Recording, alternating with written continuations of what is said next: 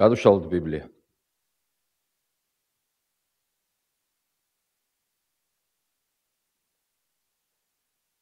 ლუკას სახარება მეათე თავი.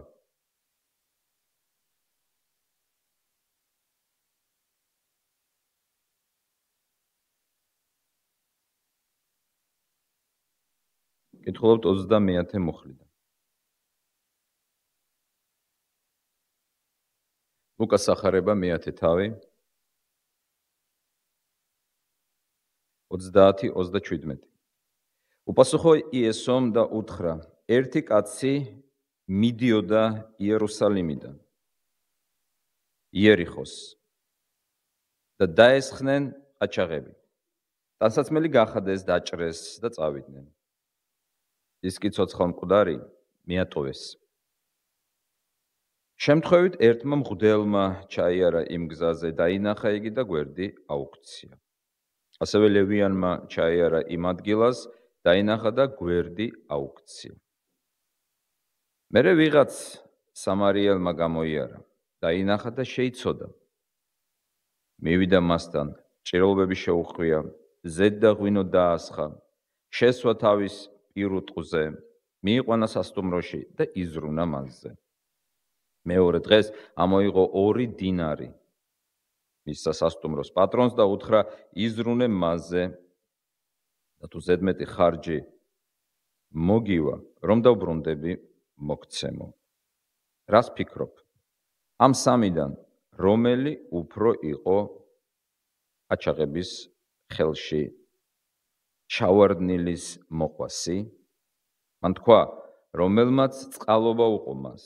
უთხრა მას იესომ: წადი და შენც ასევე მოიქეცი. ეს არის უფლის სიტყვა. ვილოცოთ. ღმერთო, მადლობა შენი სიტყვისთვის, რომელშიც გვაქვს სინათლე და ჭეშმარიტება. შენი სიტყვა თავად არის ჭეშმარიტება. შენი სულის მადლით შეგვეწიე, რათა ჩავწვდეთ შენი სიტყვის ჭეშმარიტებას. გაგვაგონე შენი ხმა ჩვენს გულებში. მოგვანიჭე, რათა მივიახლოთ შენს ძეს, ვერ წმუნოთ მას. რწმენი დავიმკვიდროთ საუკუნო სიცოცხლე. იესო ქრისტეს მიერ. ამინ. პარასკევს საღვთო წერილზე საუბრისას ჩვენ ვახსენეთ პლატონის ნაშრომი სახელწოდებით სოკრატეს აპოლოგია, სადაც სოკრატე ლაპარაკობს საქვეყნოდ ცნობილ წიანდადებას, ფრაზას: მე ვიცი, რომ არაფერი არ ვიცი. უფრო ზუსტად კი ის ამბობს: ჩემი ბრალმდებლები ფიქრობენ, რომ ყველაფერი იციან. მე კი ის მაინც ვიცი, რომ არაფერი არ ვიცი. დღეს ჩვენ ვახსენებთ პლატონის კიდევ ერთ ნაშრომს, უფრო მეტად ცნობილს, ვიდრე სოკრატეს აპოლოგია არის. ეს არის დიალოგი სახელმწიფო. მას აქვს ესეთი დიალოგი დაწერილი პლატონს სახელწოდებით სახელმწიფო. დიალოგი იწყება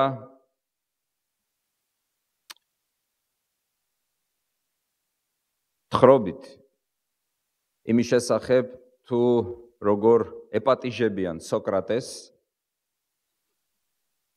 ვინმე კეფალეს სახლში და იქ აი ამ სახლში, აი ამ კაცის სახელად კეფალე იმართება დიალოგი. დიალოგში მონაწილეობს 6 ადამიანი. და სოკრატეს სვამს შეკითხვას: რა არის სამართლიანობა? დაუშვათ, თქვენ არ გაქვთ წაკითხული პლატონის სახელმწიფო. როგორ უპასუხებდით ამ შეკითხვას? რა არის სამართლიანობა? ამას წინ ჩვენ საუბრობდით ამ საკითხზე და მინდა გითხრათ, რომ თითქოს ძალიან მარტივი შეკითხვა, მაგრამ მოკლედ, ლაკონურად როგორ ჩამოაყალიბებდით? რა არის სამართლიანობა? მე არ გეუბნებით, რომ ახლა ხმამაღლა თქვათ ამის შესახებ, მაგრამ თქვენთვის დაუშვათ არ იცნობთ ამ ფილოსოფიურ ნაწარმოებს, არ იცით პასუხი ამ დიალოგის მიხედვით, აი თქვენში, თქვენთვის რა არის სამართლიანობა? მოკლე ფიქრის შემდეგ მოდით ვახსენოთ ამ დიალოგში რა ითქვა სამართლიანობის შესახებ. სოკრატეს უპასუხეს. ჯერ მას პასუხობს კეფალე, ამ სახლის ხანდაზმული პატრონი, ხოლო შემდეგ კეფალე გადის სახლიდან რიტუალის შესასრულებლად და დიალოგს განაგრძობს პოლემარქი, კეფალეს ვაჟიშვილი. მოკლედ, მას პასუხობენ ვინმე სიმონიდეს, როგორც ავტორიტეტს მოიხმობენ, პოლემარქი კერძოდ, და ასეთ განმარტებას აძლევენ სოკრატეს. სამართლიანობა ეს არის თითეულს მიეგოს ჯეროვნად, სათანადოდ. თითეულს მიეგოს სათანადოდ. არ ვიცით, როგორ მოგწონთ თქვენ ასეთი მოკლე განმარტება. სამართლიანობა არის თითეულს მიეგოს სათანადოდ. სოკრატე, რისი სოკრატია, რომ არ ჩაეჭიდოს ამ განმარტებას და კვლავ არ დასვას შეკითხვები. მოკეთ დიალოგში ხდება აი ამ განმარტების უფრო მეტად დახვეწა. ვინ არის ეს თითეული და რას ნიშნავს სათანადოდ? განმარტება ფორმას იცვლის და ხებულობს აი ასეთ სახეს. თითეულს მიეგო სათანადოდ ნიშნავს, როგორც დიალოგში არის ნახსენები, მეგობარს მოყვას არგო, ანუ გაუკეთო სიკეთე, ხოლო მტერს ავნო, ანუ გაუკეთო ბეროტება. უკვე უფრო დაკონკრეტაა რა განმარტება. სამართლიანობა თუ არის თითეულს მიეგოს სათანადოდ, ვინ არის ეს თითეული? ეს თითეული არის მეგობარი და მტერი. რას ნიშნავს სათანადოდ? მეგობარს უნდა გაუკეთო სიკეთე, უნდა არგო, ქართულ თარგმანში წერია არგო, ხოლო მტერს უნდა ავნო. აი ეს არის. და ახლა ყურადღებით. ის რა ჩვენ გვაინტერესებს და ეხება ჩვენს ტექსტს საღვთო წერილიდან. პლატონი ალაპარაკებს სოკრატეს და ის სვამს შეკითხვას. ვინ არის მეგობარი? ვინ არის მოყვასი? კარგი, გავიგეთ, რომ სამართლიანობა ნიშნავს თითეულს მიეგოს სათანადოდ, ჯეროვნად. უფრო დავაკონკრეტეთ.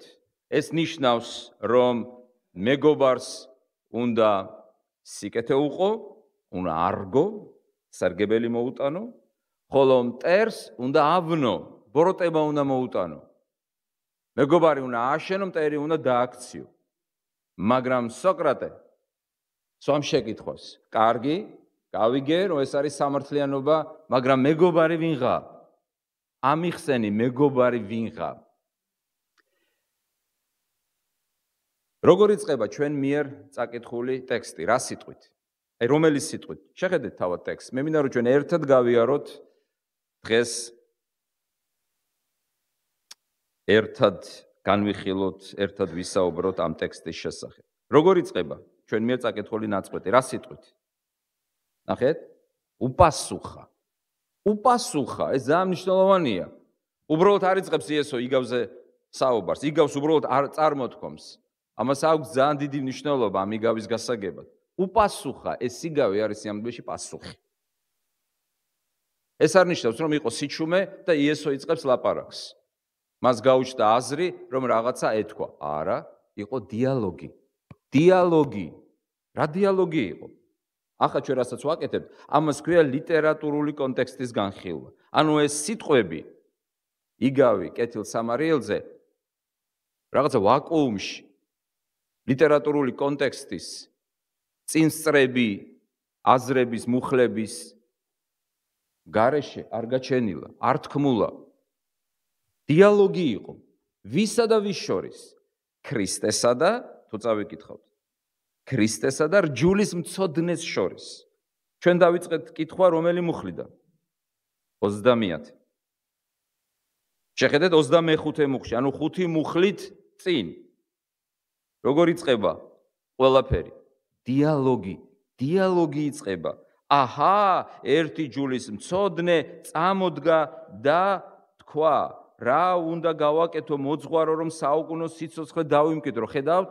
ქრისტე არ იწყებს საუბარს. ქრისტე არ იწყებს დიალოგს. დიალოგს იწყებს ვინმე ჯულის მცოდნე. და ეკითხება, რა არის საჭირო რომ გადავრჩე? 25 მუხლი ხო 30 მუხლის წინა. თუ ცდები 25-ია ჯერ თუ 30? 25. 30 იწყება უპასუხა. იესო ეუბნება მას, რჯულში როგორ წერია, შენ ხარ რჯულის მცოდნე ხარ. შენ ხარ რჯულის ექსპერტი. და მეუბნები, როგორ გადავრჩეო? რა წერია შენს რჯულში? რას კითხულობ შენს რჯულში? რჯულში წერია ეუბნება ის, შეიყვარე უფალი ღმერთი შენი მთელი შენი გულით, შემდეგ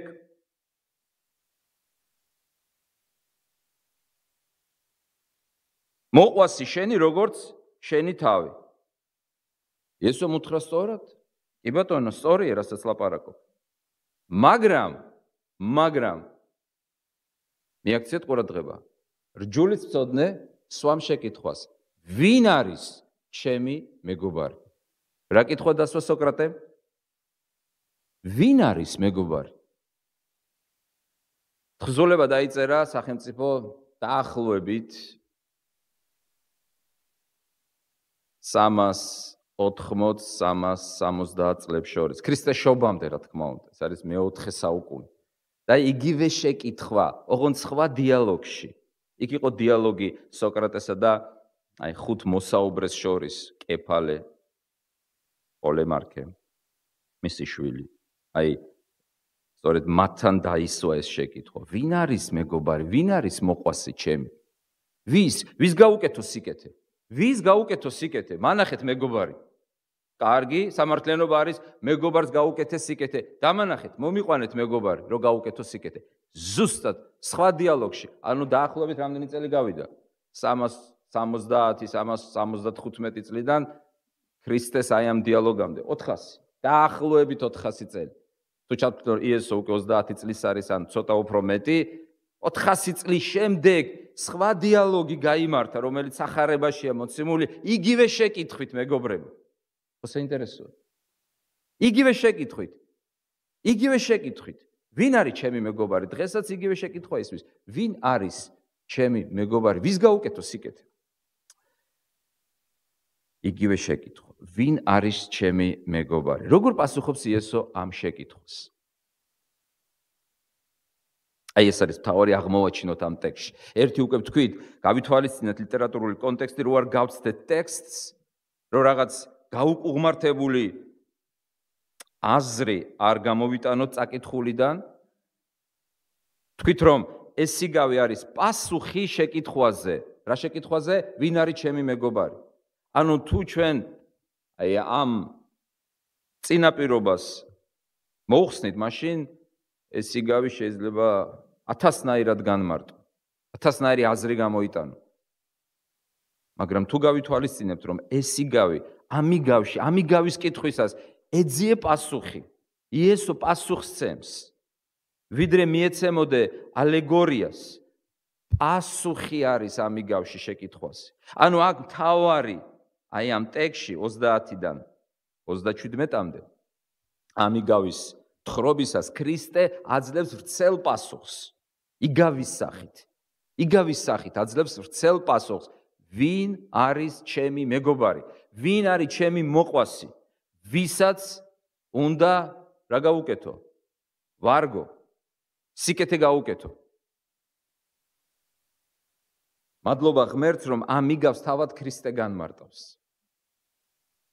არსებობს იგავები, სადაც არ განმარტავს ქრისტე და გვიტოვებს ჩვენ განსამარტავად. მაგრამ ამიგავს ქრისტე თავად განმარტავს დასასრულში. ანუ ჩვენ უკვე ვიცით, რომ ეს არის პასუხი შეკითხვაზე, უკვე მთავარი იდეა იგავისა ეს არის პასუხის ძიება შეკითხვაზე, ვინ არის ჩემი მეგობარი? ის ვირი, ორდინარი, სასტუმრო, ეს ყველაფერი ყაჩაღები, მღვდელი, ლევიანი ემსახურება სწორედ აი ამ მიზანს, რომ განისაზღვროს, ვინ არის ჩემი მეგობარი, ვინ არის ჩემი მეგობარი, რჯულის მცოდნეს უნდა გაეგო, ვინ არის ჩემი მეგობარი. იესომ განმარტა ეს იგავი და დასასრულს თქვა. რა სიტყვები თქვა? 27 მოხლე. წადი და შენც ასევე მოიქეცი. წადი და შენც ასევე მოიქეცი. რა გააკეთა უფალმა? შეატრიალა ეს შეკითხვა. შეკითხვა იყო ჩემი მეგობარი ვინ არის და იესომ უპასუხა. პრაქტიკულად ასეთი რამ უთხრა. არ შეიძლება განისაზღვროს ვინ არის ადამიანისათვის მეგობარი ან მოყვასი. არ შეიძლება. აი რა თქვა ქრისტემ ამიგავი და აი ამ მოკლე განმარტებით ამიგავის დასასრულს. წადი და შენც ასე მოიქეცი. არ შეიძლება განიმარტოს ვინ არის ადამიანისათვის მოყვასი. მაგრამ შესაძლებელია თავად ჩვენ გავხდეთ მოყვასი. გესმით? შეატრიალა. ისე კითხება, ჩემი მეგობარი ვინა? იესო ეუბნება, იმას ნუკითხულობ, შენი მეგობარი ვინა? კითხვა დასვი, შენ ვისი მეგობარი ხარ?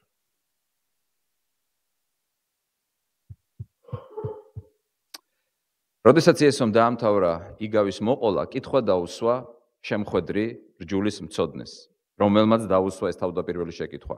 აი ამ სამიდან, ანუ ვინ და ვინ არიან? ამ სამიდან. ყაჩაღები, მეორე მღვდელი და ლევიანი და მესამე სამარიელი. ამ სამიდან რომელია მოყვასი ამ გაჭირვებულის? რჯულის მცოდნემ უპასუხა, ის, რომელმაც წყალობა უყო მას. ნახეთ, იესომ შეატრიალა, იესომ კი არ უპასუხა. ეს გაჭირვებული რომლის მოყვასია? არამედ ამ გაჭირვებულის მოყვასი ვინ არის? და ჩააყენა რჯულის მცოდნე და დღეს ჩვენ მოგვიხმობს. და გვეუბნება იგივეს. ჩააყენა რჯულის მცოდნე მოყვასის პოზიციაში. და უთხრა, ნუ კითხულობ ვინა შენი მეგობარი? წადი და შენ გახდი მეგობარი. ვისი მეგობარი? ვისი? მე-20 საუკუნეში ცხოვრობდა ძალიან ცნობილი ღვთისმეტყველი იოახიმ იერემიასი. არ ვიცი გაგიგეთ თუ არა. იოახიმ იერემიასი. გერმანელი. ის იყო ახალი აღთქმის პროფესორი ტübingenis უნივერსიტეტი იყო მისი ალმა მატერი. მას აქვს არაერთი ნაშრომი და ერთ-ერთი მათგანი იესოს იგავები. აი ესეთი ნაშრომი, რომელიც გამოქვეყნდა 1947 წელს. იოახიმ იერემიასი, ძალიან ცნობილი ღვთისმეტყველია. აი რას ამბობს იერემიასი. ციტირებ. აი ამ წყაროში, აი ამ წიგნში იესოს იგავები. ის ამბობს. დაფიქრდი ტანჯულზე. როდესაც აკეთებს აი ამ იგავის განმარტებას. დაფიქრდი ტანჯულზე. პრაქტიკულად იესო ამას ეუბნება რჯულის მცოდნეს. დაფიქრდი ტანჯულზე.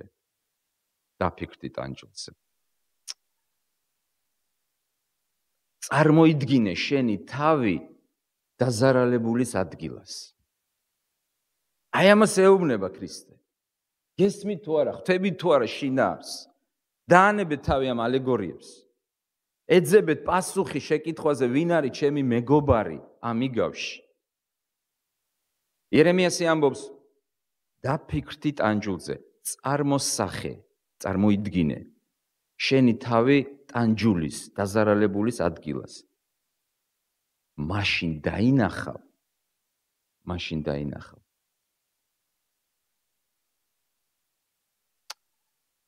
რომ სიყვარულის მოთხოვნებმა არ იცის საზღვრები. არ იცის საზღვრები. წარმოიდგინე შენი თავი მის ადგილას, დაფიქრდი ამბობს იერემიასი, ვინ საჭიროებს შენში? შენში ვინ საჭიროებს? შენ ვისი მეგობარი შეიძლება გახდე? და მაშინ დაინახავ. შეხედეთ სამი რამ გააკეთეთო, დაფიქრდით ტანჯულზე, წარმოიდგინეთ თქვენი თავი მის ადგილას. გახსოვთ, იესო სხვა იგავში რო ამბობს, როდის მოგინახულეთო შენო, როდის გაჭამეთო შენო, როდის დაგაპორეთო შენო, როდის ჩაგაცვითო. რას პასუხობს იესო? აღარ გავაგრძელებთ, ეს კიდევ სხვა იგავია. რო არ გავაკეთოთ გადატვირთო. დაფიქრდი ტანჯულზე, წარმოსახე შენი თავი მის ადგილას, დაფიქრდი ვინ საჭიროებს შენში და მხოლოდ მაშინ დაინახავ, რომ ღვთის სიყვარულს, რომ სიყვარულს ზოგადად სიყვარულის მოთხოვნებს იერემიასი ამბობს. არ აქვს საზღვრები, მან არ იცის საზღვრები. არ იცის საზღვრები. რას გულისხმობდა დიდი ღვთისმეტყველი? იმას, რომ სამარიელები და იუდეველები არ ურთიერთობდნენ ერთმანეთში. ისინი იყვნენ მოძულეები.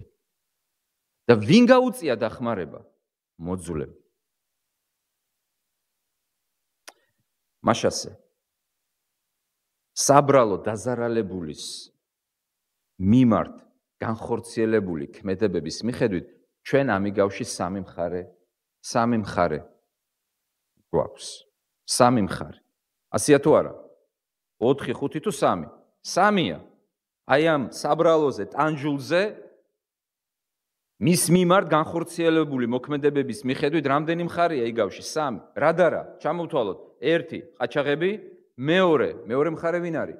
მღვდელი და ლევიანი და მესამე სამარიელი. 3 მხარე დავიმახსოვროთ.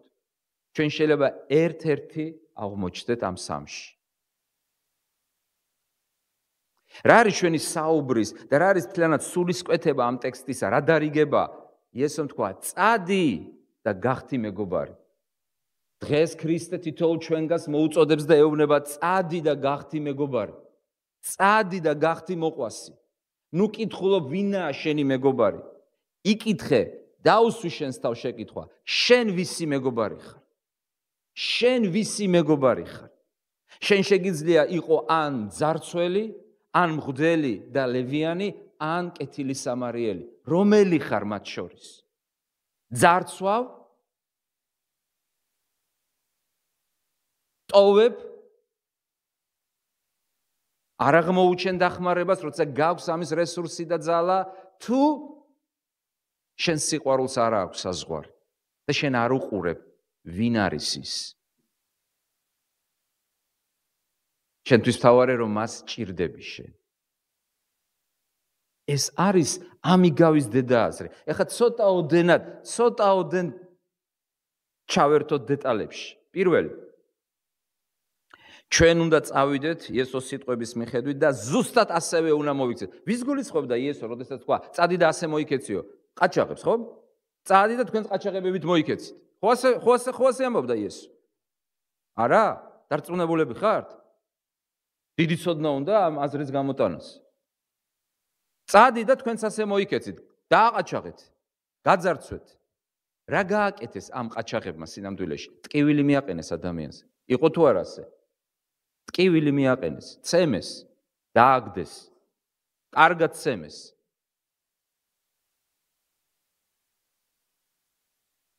და მეორე, წაართვეს ის, რაც მას ეკუთვნოდა. ყოველთვის, როდესაც ჩვენ ადამიანს ვაყენებთ ტკივილს და ვართმევთ იმას, რაც მას ეკუთვნის, ჩვენ ვემსგავსებით აი ამ ყაჩაღებს. როდესაც იესომ თქვა, წადი და ასე გააკეთე, მან აგრეთვე თქვა, წადი და ასე არ გააკეთო. ნიშნავს თუ არა ამას? წადი და გახდი მეგობარი სხვისთვის. რატომ? იმიტომ რომ არ იყო ყაჩაღი. წამგლეჯი. როდის ხდებით ჩვენ ერთმანეთისადმი ყაჩაღები, ამ ძარცველები? როდესაც ვატკენთ ერთმანეთს, როდესაც ბრძალობთ ერთმანეთზე. როდესაც მშობლები ძალადობენ შვილებზე, არიან თუ არა ისინი ძარცველები? ყაჩაღები. ტკივილს როდესაც აყენებენ. როდესაც შვილები არ უჯერებენ მშობლებს, ან გულს ტკენენ მას. ამიგავში ძარცვა ეს არის ტკივილის მიყენება. შეიძლება თუ არა ტკივილი მიაყენოს სიტყვით? თუ არა?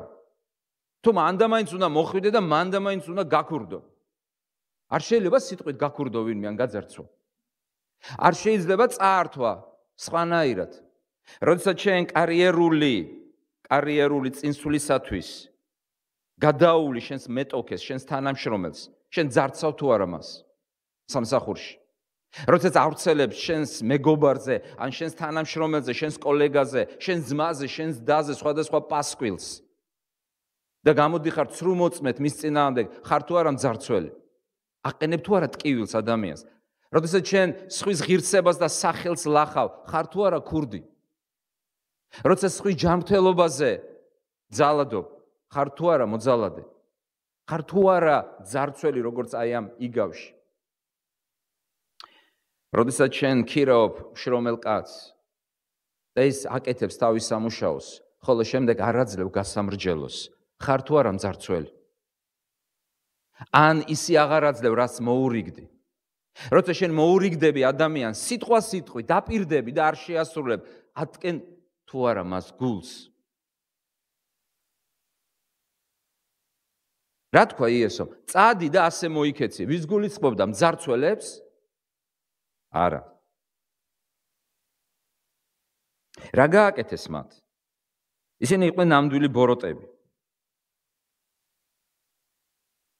ის გზა, რომელზეც ქრისტე ლაპარაკობდა, მის დროს არსებობდა, ეს იყო გზა იერუსალიმიდან იერიქონამდე. მე პირადად ვარ ამ გზაზე ნამგზავრი. თუმცა რა თქმა უნდა, მე ყაჩაღები არ დამესხა თავზე. ავტომობილით მოძრაობით. პირადად მე.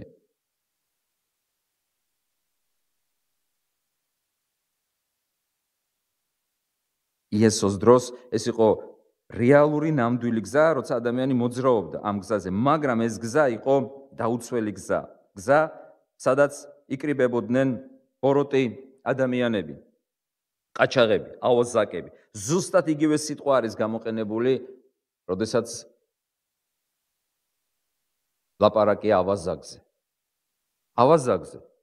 იესოსთან ერთად ორი ავაზაკი ეცვაო, იგივე სიტყვაა ბერძნულში. რაც აქ. ერთი კაცი მიდიოდა იერუსალიმიდან იერიქოს და დაესწნენ ყაჩაღები. იგივე სიტყვა ავაზაკი და ყაჩაღი ბერძნულ ტექსტში. 90-იან წლებში ჩვენი ეს გზა რომელი იყო, როცა ბათუმიდან თბილისში მიდიოდიან, თბილისიდან ბათუმში.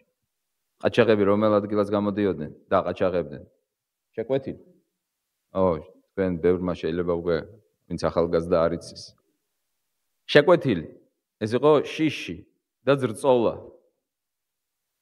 და ცოტა კიდე მაღლა. რამდენი მანქანაა გაჩერებული, რამდენი ავტობუსია გაჩერებული. სამართალდამცავებს უკვე თხოვდნენ სპეციალურად აცილებდნენ ამ გზაზე, იმიტომ რომ არავინ არ იცოდა. რამდენი შემთხვევა, როცა მიდიოდა მანქანა, გადაუდგნებოდნენ წინ, აი როგორც ვესტერნის ფილმებშია.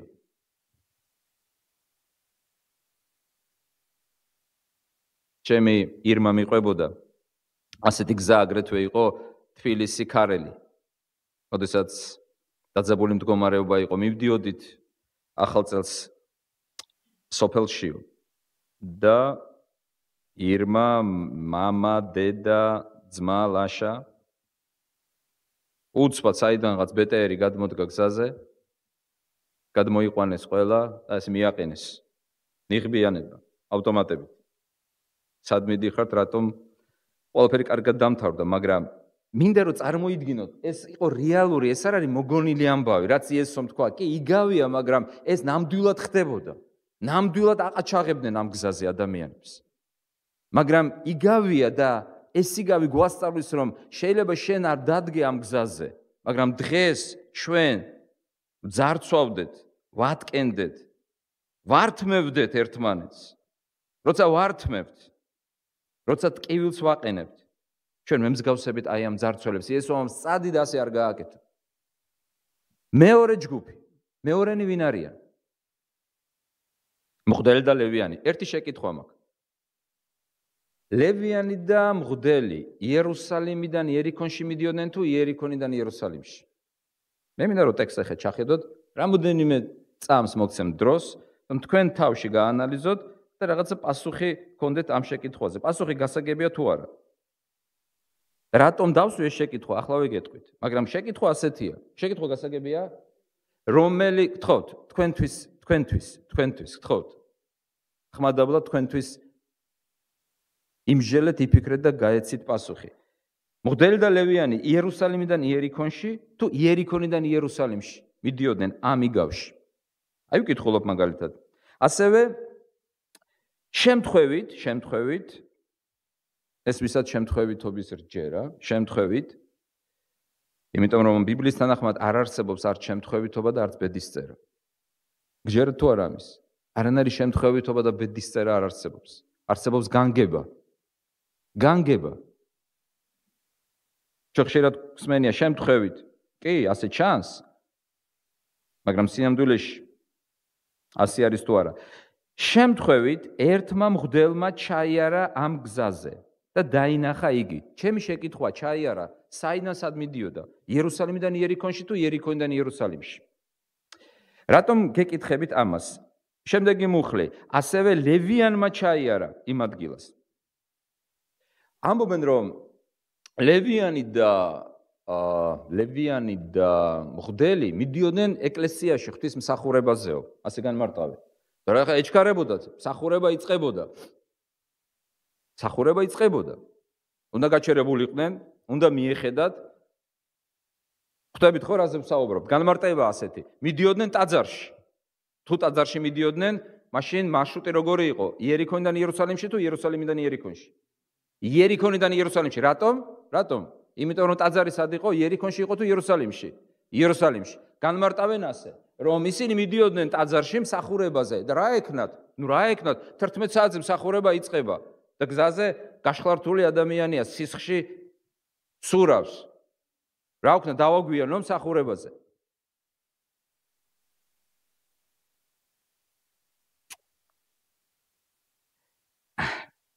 აი ქართულ თარგმანში, აი აქ გვეხმარება უკვე გვეხმარება ორიგინალი.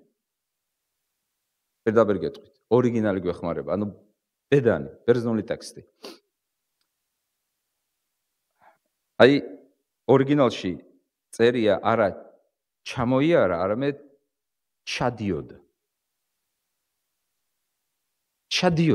და მორჩა უკვე პასუხი გაცემულია. როგორც კი შენ წაიკითხავ სიტყვას ჩადიოდა, უკვე პასუხი გაცემულია. რატომ? იერუსალიმი უფრო მაღლა იყო თუ იერიქონი?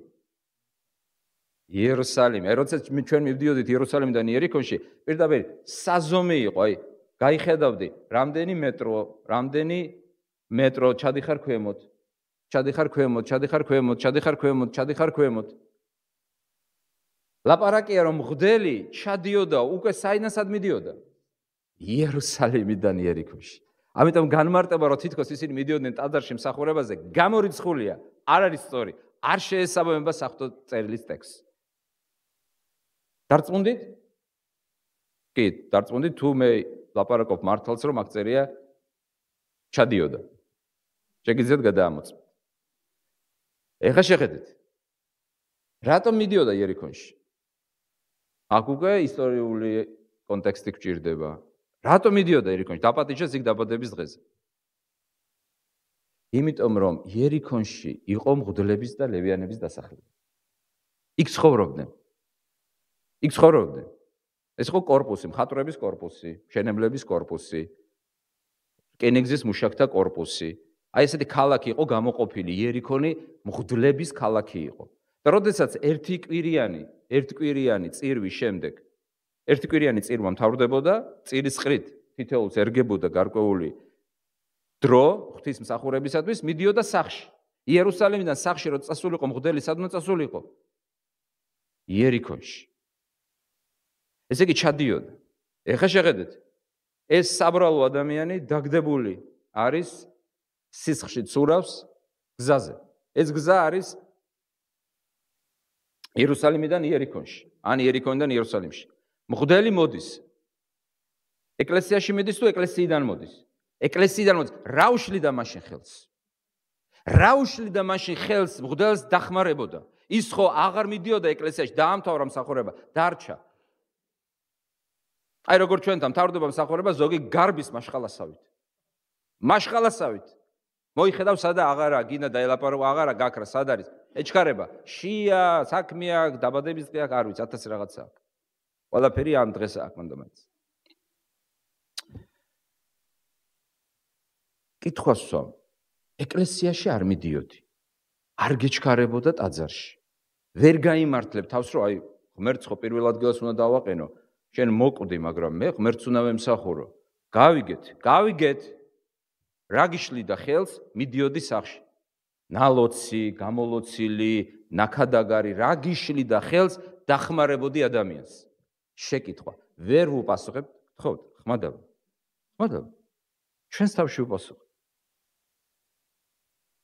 რა უშლიდა ხელს? ჩვენ ვერ ვუპასუხებთ ამ შეკითხვას თუ არ ვიცით ძველი აღთქმა. აი ესეც ბიბლიური კონტექსტი.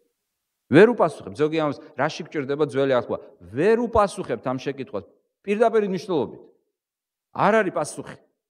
თუ არ ვიცით ერთ-ერთი დადგენილება რჯულისა. იცით რა არის დადგენილება რჯულისა? არ შეიძლება მკვდარს შეეხო. გესმით? მკვდარს არ შეიძლება შეეხო. განსაკუთრებით მღვდელმა და ლევიანმა. არ აქვს მნიშვნელობა როდის.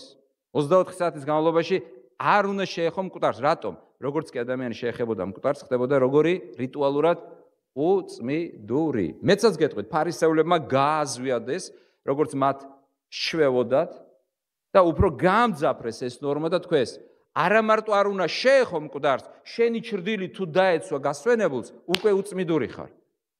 გესმით? შემთხვევით გაიარე და შენი ჩრდილი დაეცა მიცვალებულს. ხო არ შეეხე, უკვე უწმიდური ხარ. ეს ფარისეულებს ჰქონდათ ასეთი ჩვევა. თუ ღმერთი ამბობდა ერთს, ისინი ამბობდნენ კიდევ ამატებდნენ მეორეს, მესამეს, მეოთხეს. რატომ? იმიტომ რომ ძალიან რატომ იყო ეს ნორმა შემოღებული, რომ შენი ჩრდილიც არ უნდა დაეცეს? იმიტომ რომ რა უნდა ყოფილიყავი? დისტანციაზე, შორს. ძალიან შორს უნდა ყოფილიყავი მიცვალებულისაგან. ეხლა შეიძლება იმნი თქვას. მაგრამ ეს კაცი ხო არ იყო მკვდარი. ტექსტ შეხედეთ რა წერია. ტექსტ შეხედეთ, სხვა შორის ბერძნულ ტექსტში არის სიტყვა, რომელიც ერთადერთხელ არის მთელ ახალ აღთქმაში მოხსენებული. ტექსტში წერია ნახევრად მკვდარი. ანუ მათ ჩათვალეს, რომ ეს იყო მკვდარი. გესმით? არ დაინტერესდნენ, არ მიუახლოვდნენ, ვაი თუ ჩემი ჩრდილი არ დაეცესო. იქნებ მკვდარიაო და უკვე გაუწმინდურდეო. იქნებ არ არის მკვდარი. იქნებ კიდევ უცემს გული. იქნებ შენი დახმარება ჭირდება. თუ პირველ შემთხვევაში არის აქტიური ბოროტება, მეორე შემთხვევაში როგორი ბოროტება? პასიური ბოროტება. დაუხმარებლობა, იგივე ბოროტება. ხალხო, როცა შენში ადამიანი საჭიროებს დახმარებას და შენ არ გაუწვი დახმარების ხელს, შენ ემსგავსები მღვდელს და ლევიანს. შენ უბრალოდ დახედე შენს მეგობარს, გეგონა რომ უკვე უნდა ჩადონ მიწაში და გაიარე. არა და ის კიდევ სუნთქავს და შენი დახმარება მას გადაარჩენს. ზოგი ფიქრობს, აი მე ვლოცულობდი და მარხულობდი, იქნებ ღმერთმა აფრიკაში გამაგზავნოს. აფრიკაში კი არა, დაინახე შენი ხელის დაშორებაზე ადამიანი და მას დაეხმარე. სანამ ჩახვალ აფრიკაში და იქ დაეხმარები, დააპურებ, უქადაგებ მილიონებს, მოახდენ სასწაულებს და გადაარჩენ. მოდი ჯერ ხელი გავიწვინოთ. ხო შეგვიძლია ყველამ ხელი ჩვენი ხელის დაშორებაზე დავინახოთ ადამიანი, ვისაც ესაჭიროება ვინ? მეგობარი. რა არის მთავარი დედააზრი ამიგავისა? წადი და შენ გახდი ვინ? მეგობარი. მეგობარი გახდი. გახსოვთ რა დასაწყისში ვთქვით? არ შეიძლება გააკეთო განსაზღვრება, ვინ არის ჩემი მეგობარი? აი რას ამობს ეს იგავი? არამედ შესაძლებელია, ხოლო შენ იყო მეგობარი. იერემიასი ამბობს, დაფიქრდი ტანჯულზე. წარმოიდგინე შენი თავი მის ადგილას. აი რო გაჩერებული იყო მღვდელი და ეთქვა. როგორ უჭირს? რო წარმოედგინა საკუთარი თავი. რო აი კვდები, ვერც ვლაპარაკობ რომ დახმარება მინდა. ცოცხალ მკვდარი ვარ. სხვადასხვა სიტყვა სიტყვით ბერძნულში წერია ნახევრად მკვდარი. ასე წერია, ქართულში როგორ წერია? ცოცხალ მკვდარი. ბერძნულში წერია ნახევრად მკვდარი. ანუ რო შეხედავდი, ვერ გაიგებდი მკვდარია თუ არა. სუნთქავს თუ არა. რო გაიგოს სუნთქავს თუ არა, ახლოს ხო უნდა მიხვიდე. ხო უნდა გაუსინჯო პულსი. ხო უნდა დაადო სარკე პირზე. არც კი მივიდა ახლოს. არც კი მივიდა ახლოს. ჩემი ჩრდილი არ დაეცესო, არ გავუწმინდურდეო.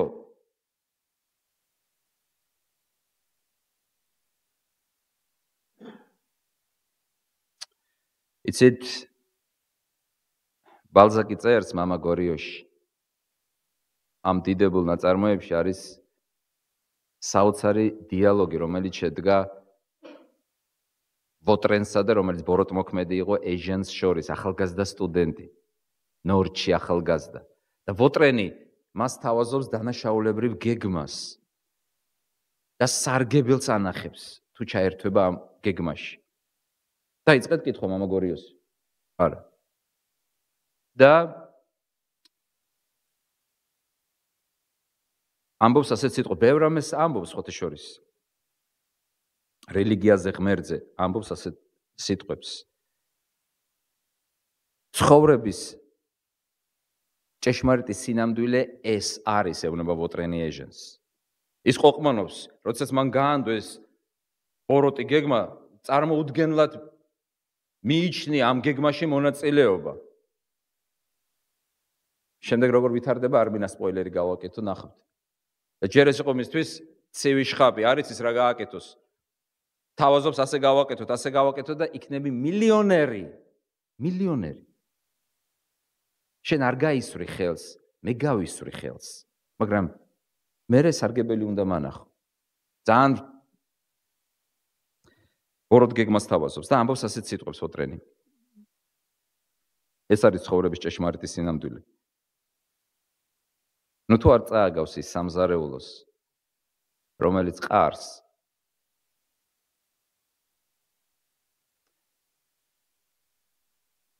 სადელის მოსამზადებლად ხელი უნდა დაისვარო, მაგრამ ისიც უნდა იცოდე, როგორ დაიბანო ეს ხელი.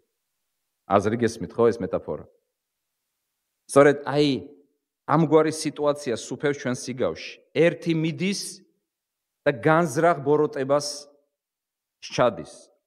ძალადობს რა ადამიანზე მზაკრულად. მეორეც ბოროტებას სჩადის.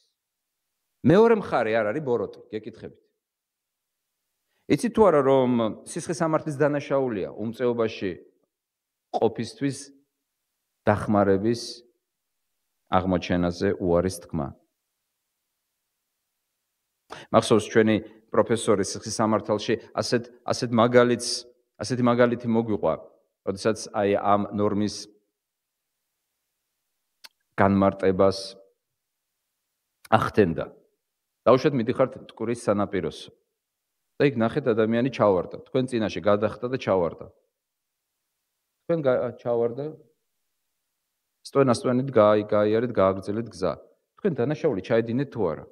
გეკითხებით, კი თუ არა? კი. და მას საერო კანონმდებლობაც აღიარებს. ჩააგდეთ ის კაცი მტკვარში? არა. დაინახეთ კი. დაინახეთ რომ იხჭობოდა კი. და ერთმა სტუდენტმა თუ არ ვცდები კითხვა დაუსვა. თუ არ ვიცით ცურვა? არ ვიცით ცურვა, ადამიანი იხჭობა. პროფესორმა არ დააყოვნა. ეგრევე გვიპასუხა. მაშინ შეუნა დარეკო, ან მოიხმო მაშველი. მან გაარჩია, სხვა შორის სისამართლებლივი ნორმა არჩევს, თუ შენ არ გაქვს ვალდებულება, ანუ არ მუშაობ ისეთ სამსახურში, რომლის პირდაპირ ვალდებულებაა დახმარების აღმოჩენა, ნაკლები პასუხისგებლობაა შენზე. და შენ ყველაფერი უნდა გააკეთო იმისათვის, რომ დაეხმარო. დახმარების აღმოჩენაზე უარის თქმა დაუხმარებლობა ქვია ამას. უმწეო მდგომარეობაში მყოფი ადამიანისათვის. ეს არის ბოროტება დანაშაული. მაგრამ მეორე შემთხვევა, დაუშვათ მაშველი გადის, აი აჩიკო მიდის გვერდზე და დაინახა ტყვარში ჩავარდა. თბილისში ჩავიდა, მიდის უნდა გადახდეს თუ არა. მასზე მეტი არის პასუხისმგებლობა, რატომ ეს არის მისი სამსახური, სახელმწიფო ფულს უხდის ამისთვის. მან აირჩია ასეთი თავდადებული ჰუმანური პროფესია. ეს არის მისი მოვალეობა, გაიარა სპეციალური მომზადება, იცის ცურვა, სიცივეშიც უნდა ჩახტეს და სიცხეშიც უნდა ჩახტეს. და დაუშვათ დაინახა და გაიარა. ვიზი არის უფრო მეტი პასუხისმგებლობა. რა თქმა უნდა, იმაზე ვისი სამსახურეობრივი მოვალეობა დაეხმაროს. იყო თუ არა სამსახურეობრივი მოვალეობა მღვდლის და ლევიანის დახმარება, გეკითხებით. უფრო მეტად ვიდრე ჩვეულებრივი ადამიანის. მოთხოვნა უფრო მეტი იყო თუ არა. მისი ბრალი ზრდება თუ არა. ის მაშველი იყო მოწოდებით. ვინ იყო მღვდელი და ლევიანი მოწოდებით? მაშველი. გაიარეს და ნახეს დაგდებული ნახევრად მკვდარი ადამიანი. მაგრამ არ მიუახლოვდნენ, რატომ? იმიტომ რომ არ დაერღვიათ რჯულის სარიტუალო ნორმა. იესომ თქვა, მოწყალება უფრო მეტია. ოღონდ არ გაუწმიდურებულიყვნენ ადამიანის სიცოცხლე გაწირეს. იესომ თქვა ამიგავში, წადი და ასე გააკეთე, როგორც მღვდელმა და ლევიანმა არ აღმოუჩინო დახმარება. წმინდა პავლე მოციქული ერთ დროს ძალიან ცუდ მდგომარეობაში აღმოჩნდა. ეხლა წაგიკითხავთ ერთ პატარა ნაწყვეტს და მინდა რომ თქვენ თვითონ აღმოაჩინოთ. სად არის აქ მღვდელი და ლევიანი და სად არის კეთილი სამარიელი? მზად ხართ? სიტყვით მღვდელი და ლევიანი და კეთილი სამარიელი.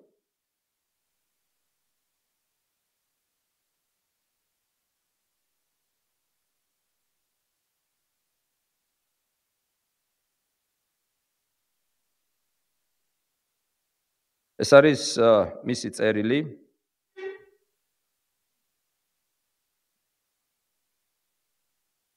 ტიმოთეს მიმართ, მეორე წერილი.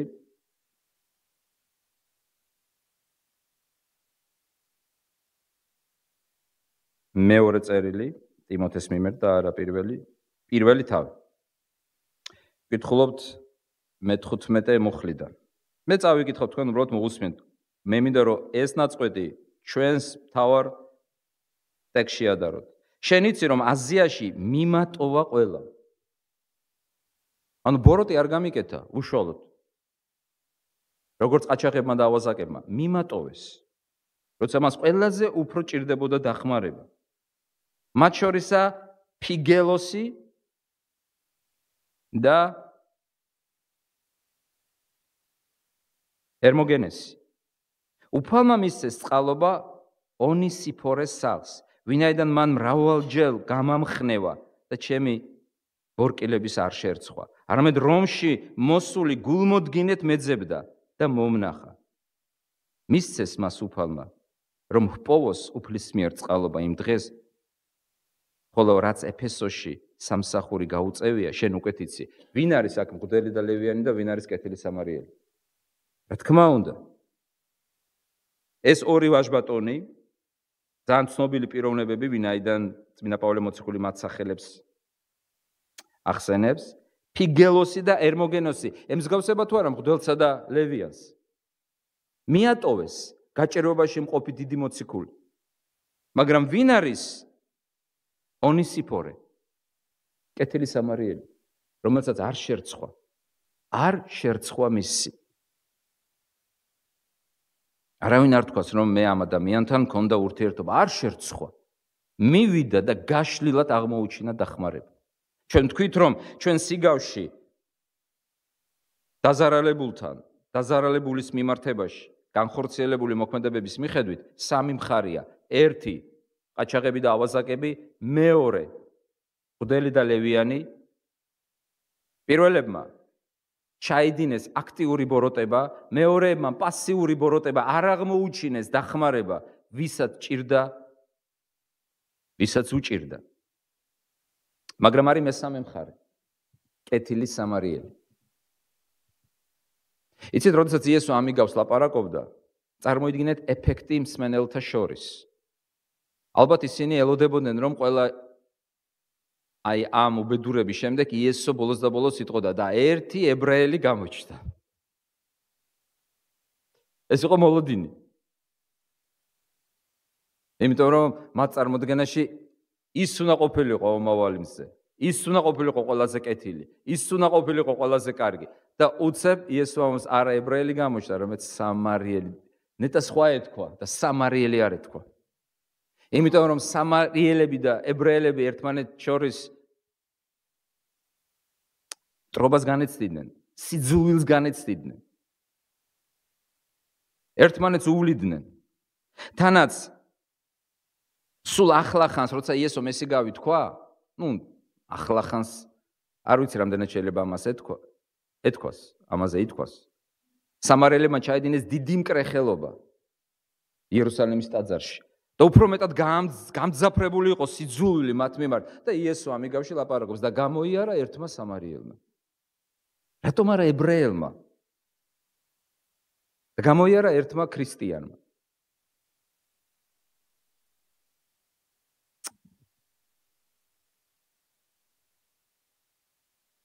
იესომ ამიგავით ის ვინც დაუსვა მას შეკითხვა მოაქცია გარკვეულ ლოგიკურ ჩიხში.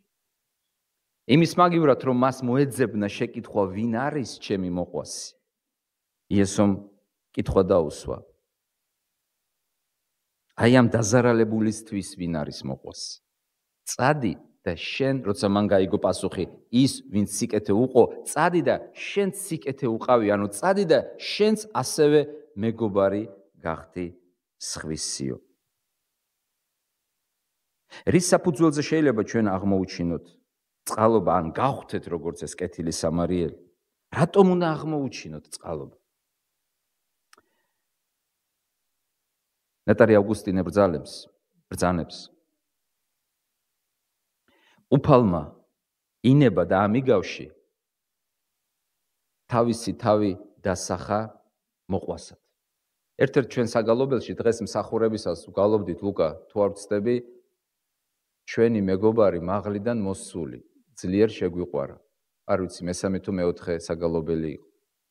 ჩვენი მეგობარი, მესამე ხო? ჩვენი მეგობარი მაღლიდან მოსული. ვიზია საუბარი.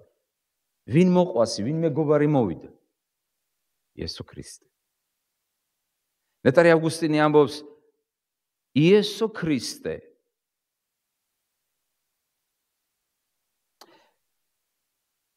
ღმერთი ავლენს ჩვენდამი წყალობას, შეიძლება გავაგრძელოთ მისი აზრი და ვთქვათ, ის მოგვიტევებს სოდვებს, წყალობს, გვაძლევს საუკუნოს სიცოცხლეს, ღებულობს თავის ოჯახში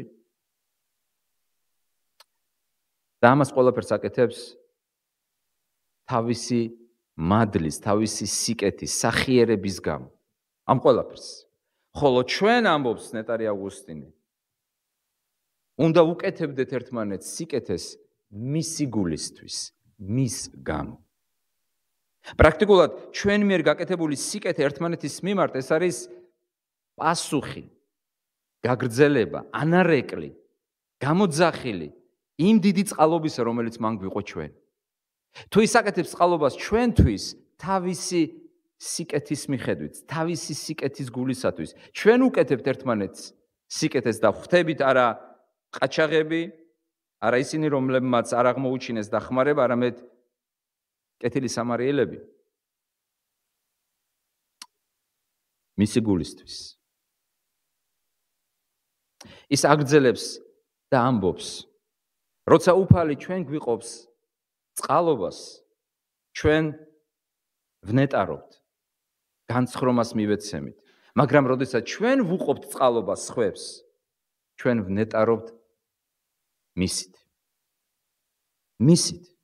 ანუ სიკეთის გაკეთება სხვის მიმართ გაძლევს ნეტარების, სიტყვების განცდას უფალში. და მან ეს გააკეთა. იმით, რომ არნახული სიყვარული გამოიჩინა ჩვენ მიმართ. ის გახდა მოყვასი. შეხედეთ, აი ამას უსვამს ხას ნეტარი ავგუსტინე მოყვასი უწოდა თავის თავსო, მეგობარი უწოდა თავის თავსო ამიგავში. ქრისტემ, რომელმაც გუნახა ჩვენ დაგდებული, განადგურებული, დაჭრილი, გაძარცული, გამოცარიელებული. ის არ იყო ავტორი ამ უბედურებისა, როგორც ზოგიერთები ფიქრობენ.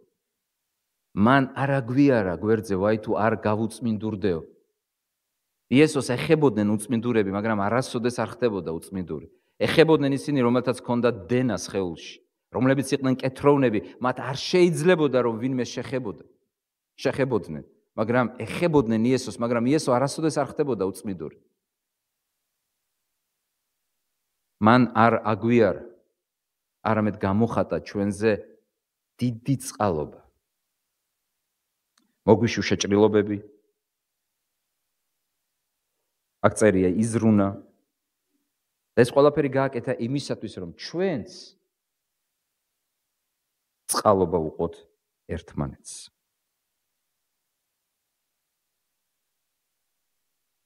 ჩვენ დავიწყეთ დღევანდელი საუბარი სოკრატეს შეკითხვით, რომელიც მან პლატონის ნაწარმოებში სახელმწიფო დაუსვა დიალოგის მონაწილეებს. რა არის სამართლიანობა? სამართლიანობა ეს არის თითოეულს მიეგოს ჯეროვნად. რა და ვის? მეგობარს არგო, ტერს ავნო. ვინ არის მეგობარი? იგივე შეკითხვა დაუსვა რჯულის მცოდნემ ქრისტეს, ვინ არის მეგობარი? საპასუხოდ ამ შეკითხვაზე იესომ საოცარი იგავი წარმოთქვა, რომელშიც დაგვანახა ჩვენი თავი მეგობრად სხვისთვის. და არა უბრალოდ მოინტერესეთ, მესაუბრეთ, რომელიც მუდამ ეძიებს, კითხულობს და არ მოქმედებს. იესომ ჩვენ მოქმედებისკენ მოგვიწოდა და არა უბრალოდ ფიქრისკენ. წადი და კითხვები კი არ დასვიო. წადი და კი არ იფიქრეო. წადი და ასე მოიქეციო. კონკრეტული ნაბიჯი გადადგიო. ძმაო და დებო, შევასრულოთ იესოს სიტყვა. წავიდეთ და ასე მოვიქცეთ. და ამას გავაკეთებთ. თუ ღმერთი შეგვეწევა. ვილოცოთ.